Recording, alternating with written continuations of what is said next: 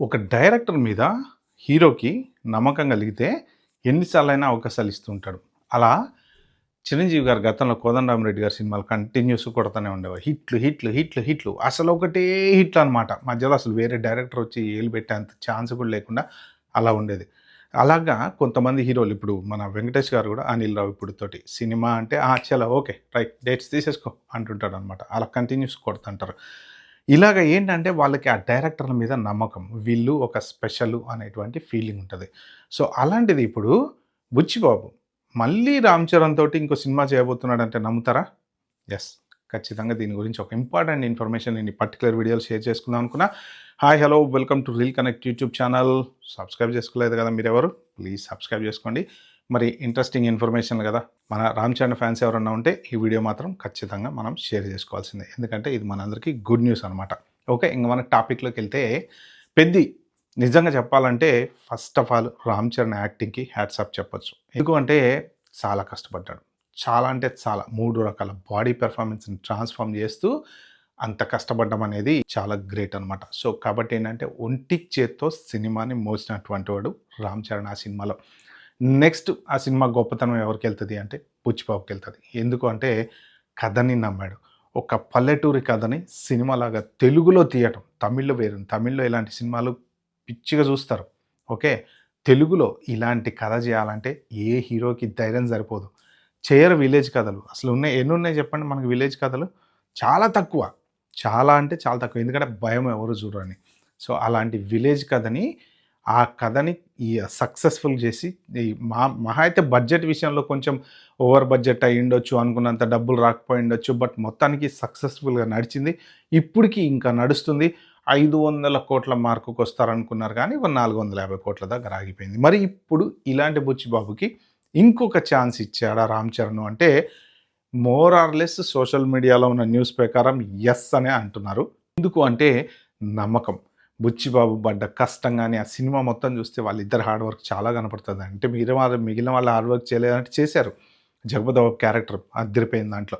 కాకపోతే ఏందంటే కొంత సినిమా మీద నమ్మకం పెట్టడము, ఆ డైరెక్టర్ హార్డ్ వర్క్ చేయటము. సో, ఇవన్నీ ఉంటాయి కాబట్టి ఏంటంటే సో, 'రామ్ చరణ్‌కి' బాగా ఆయన హార్డ్ వర్క్ నచ్చింది. అలాగే ఇప్పుడు నెక్స్ట్ అంటే వీళ్ళిద్దరు ఈ షూటింగ్స్ జరుగుతున్నటువంటి టైంలోనే సో, ఇంకొక సినిమా గురించి వీళ్ళు డిస్కషన్ చేశారు. నేను ఈ పలానా కథ అనుకుంటున్నా అని చెప్పేసి అనుకున్నారు. ఒక్కొక్కసారి ఏంటంటే వాళ్ళే హీరోలే వేరే హీరోలని రికమెండ్ చేస్తుంటారు.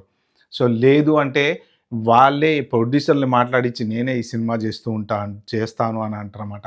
అలాగా 'రామ్ చరణ్' ఈ కథ ఈ సినిమాలో ఉన్నప్పుడే డిస్కషన్ జరుగుతున్న టైంలోనే సరే చూద్దాంలే అని ఉంటాడు.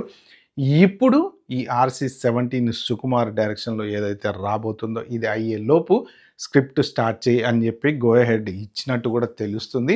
ఇంకొకటేంటంటే ఒక పెద్ద బడా నిర్మాత దగ్గర నుంచి అడ్వాన్స్ కూడా ఇప్పిచ్చాడు అని కూడా సోషల్ మీడియాలో విపరీతమైన న్యూస్ అయితే చెక్కలు కొడుతుందనమాట.